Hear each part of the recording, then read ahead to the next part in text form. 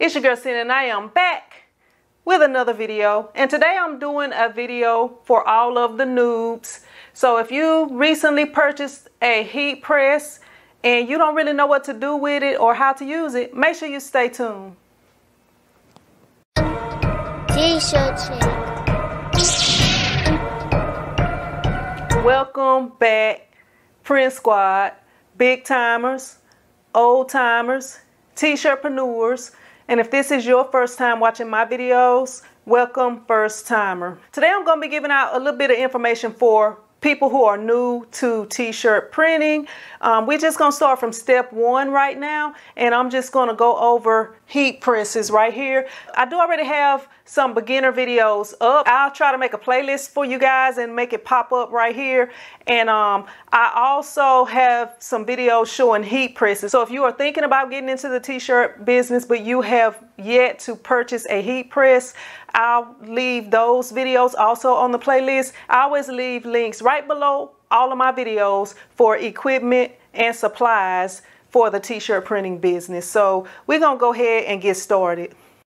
So as you guys see right behind me, I have two of the heat presses that I own, and all of them are 16 by 20 except for the one oversized press that I use when I'm doing all over sublimation. But today this video is for beginners, so we're not going to talk about the all over sublimation process, but I do have videos and you can check them out on the playlist that pops up right here. All right, so there are pretty much two types of heat presses, and I guess I'll go ahead and throw in a couple of extras. Okay, like the style of heat presses, it's really two styles, but you do have like a dual station heat press that is like a shuttle that you use the one platen, which is this top part of the heat press. That's what we would call a platen.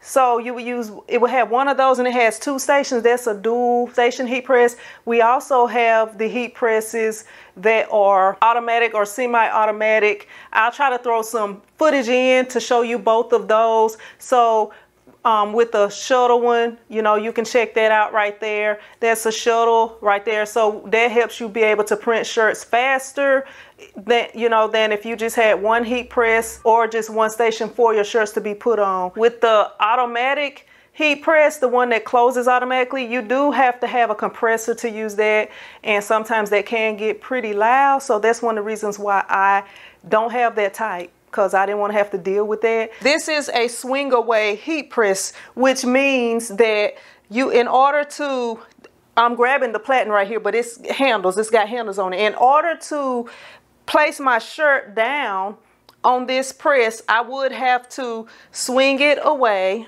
So right there, as you see, I have swung the heat press away, and now I can place my shirt down here, and I would have to swing it back around and bring the heat press down in order to print using a swing away heat press.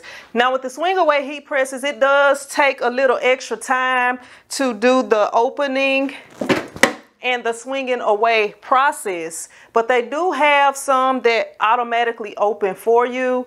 So, you know, those are some that you can look into. And also it can do wear and tear on your arm. You know, if you're doing a lot of shirts, you could build some muscles while you're printing shirts. When I'm printing a flat item, it's not too hard to close the heat press.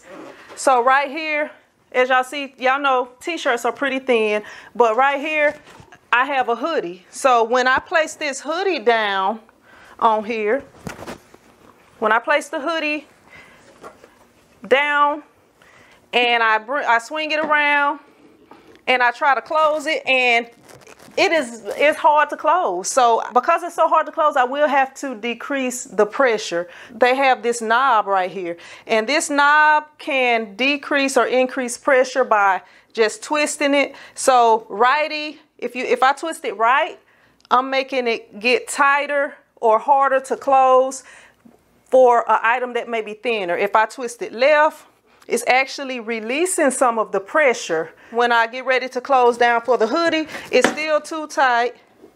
It's still too tight, so I'm gonna bring it up a little bit more. And now it's, you know, it's not too much pressure on the hoodie. So that would be a good pressure for the hoodie. They do have heat presses that actually tell you the pressure, or you can set the pressure in a certain way. But a lot of people that starting out don't get those type of heat presses. So when it comes to pressing something that needs heavy or light pressure or whatever, I do have a way that you can figure it out for presses that do not tell you how much pressure you're using. So the way that you would do that, I'm gonna go over in a little bit. Okay, so we're gonna move on to the next press over here, which is a clamshell. With the clamshell press, it kind of does like the name right here. It goes down and back up. And this press, because I'm not printing anything, I'm just kind of trying to, you know, let y'all get more understanding and how to use your heat press. I don't have it on, so it's not going to stay down. So right here, this is an auto open clamshell press, and it has a special feature, which is the pull out drawer right here. So this press is kind of a combination of presses, and I'm gonna show y'all the third press that I have too, but this press is kind of a combination. This is a Heat Press Nation Signature Series auto open drawer press, and the way that you can slide it out, that's what you call a drawer on a heat press. And it also has the clamshell feature, which takes less time because all you're having to do is close it. And this one also actually has the auto open feature, so that it's got the timer, and once the time has completed, it will automatically open. So if you are multitasking, an auto open press would be a good press for you. And by this press having a drawer, it allows you to be able to pull the drawer away from the heat. So when you're getting ready to lay down your shirt right here, you know, you got a little space back from the heat.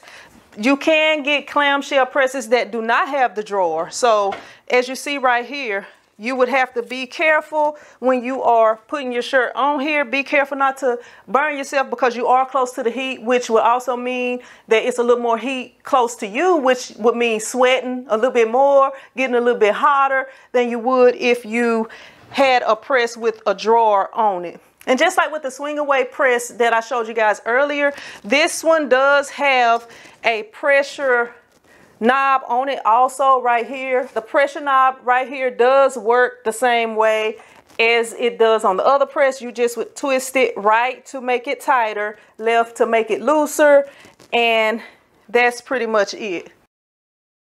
So this press right here, I'm sure a lot of y'all probably have seen this press. This is the Stahl's Hotronix Fusion. I'll leave links for all of these heat presses down below this video right here. This press is also a unique press. As you see, it's a swing away, just like the first press that I showed you, but it also has a drawer so that you can slide it out right here. And as you see, the heated platen is way back to the rear of the press. So I have about a body width away from the platen, which makes me be very far away from the heat, so I don't have to worry about burning my hands. I don't have to worry about getting so hot and sweating so much because I'm away from the heat, and you just have a lot of space. There are a few things about this press that I don't really like though. I mean, I like a lot of things about it. I'm gonna show you one of my favorite features of this press in just a minute, but okay, sometimes when you're printing, one thing is the way that this handle is made on the front of the press right here. It sticks out for, like, you got, I don't even know, like if I turn this way, this is kind of in the way. They would have to kind of step to the side, you know, and it would be a little harder for them to be able to center their designs onto the shirt. So the way that this handle is, and they could bump it easily. And as you see, it does not take much to bump it.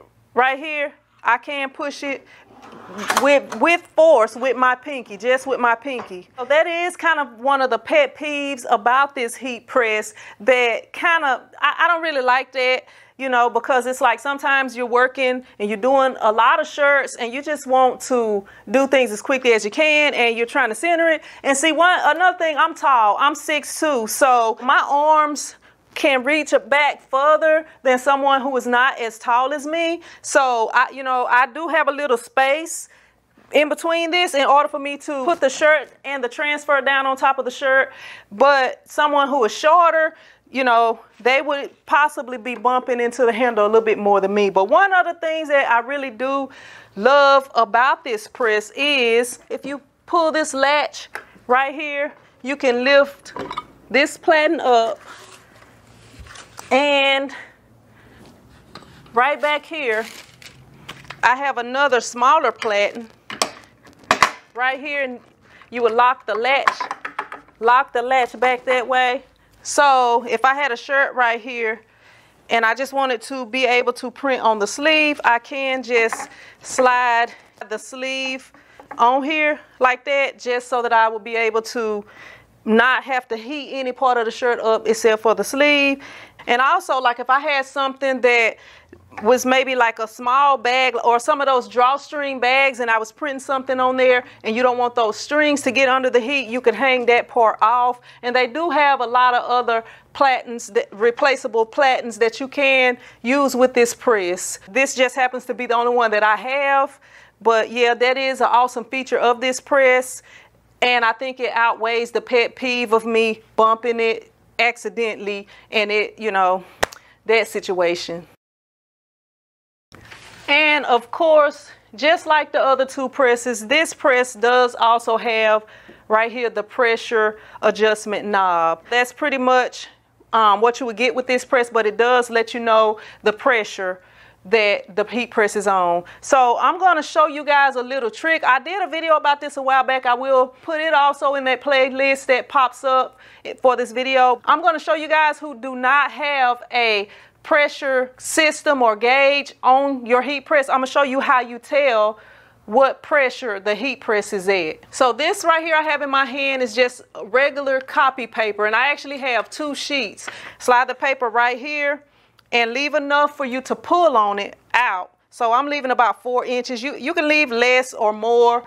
Okay, so when I close the press up and I pull right here, I cannot pull the paper out. As you see, I cannot pull the paper out. It's wedged in there pretty good. So right there, that would be your heavy pressure. All right, so I'm gonna lift it up. I'm gonna loosen the pressure up. And let me see, I'm trying to get it to medium. So, okay, I'm pulling it and it's not coming out at all. It's still pretty tight. Okay. Oh, I'm tearing it. Okay. So we're gonna keep on. And since I tore it a little bit, I'm gonna switch sides with it. Put that on that side right there.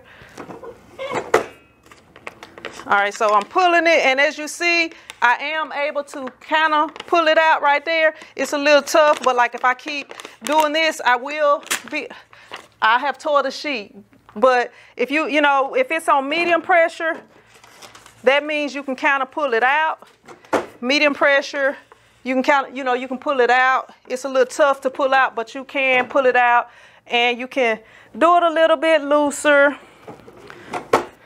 And now it's not that hard to pull out. So now you know that that's light pressure. When it's not hard to pull out, I can actually, so right there, you know the pressure is not too bad because I can actually pull it out with one hand right there without tearing the paper even. So that's the way that you figure out the pressure on your press. Hopefully this video was helpful. I decided to do this video because I actually had one of my customers that came in and she had just got a heat press. She had printed a sublimation shirt, but the print did not come out right. And she showed it to me and I was like, I don't think your pressure is set right. So I was able to help her with that, and I told her about the paper test. She haven't contacted me with any issues since, so hopefully everything is going pretty well for her. I appreciate y'all watching. Hopefully this video was helpful to you. If you found this video helpful, go ahead and hit that thumbs up button. And if you're still watching and you have not subscribed, what is you doing? Go ahead, hit that subscribe button and make sure you hit the notification bell so you won't miss out on any of my future videos. And I will see you in the next episode. But until then, be blessed.